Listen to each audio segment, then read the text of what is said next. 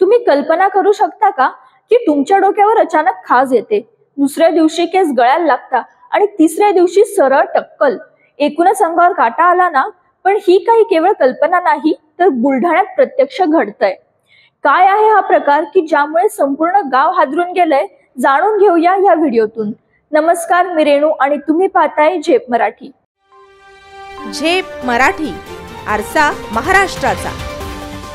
बुलढाण्यातल्या शेगाव तालुक्यातील बोंडगाव, कालवड, हिंगणा आणि कठोरा या गावांमध्ये एक अजबच आजार पसरलाय. 3 दिवसात लोकांचे सगळे केस गळून त्यांचं टक्कल पडतंय. आतापर्यंत 40 ते 50 लोक या आजाराचे बळी ठरलेत.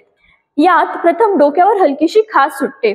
तुम्ही साधी खाज समजून दुर्लक्ष करता, पण दुसऱ्या दिवशी केस हातात यायला लागतात आणि तिसऱ्या दिवशी चक्क डोक्यावर एकही केस राहत नाही.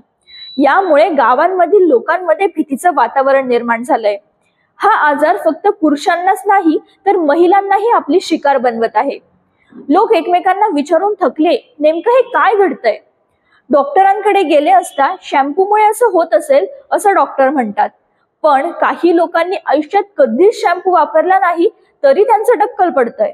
आरोग्य विभागाने या घटनांची गांभीर्याने दखल घेतली असून जलनमुने तपासण्यासोबतच डॉक्टरांनी लोकांचे केस आणि त्वचेचे नमुने गोळा करून तपासणी सुरू केली आहे. सध्या संपूर्ण गावाचं सर्वेक्षण केलं जातंय.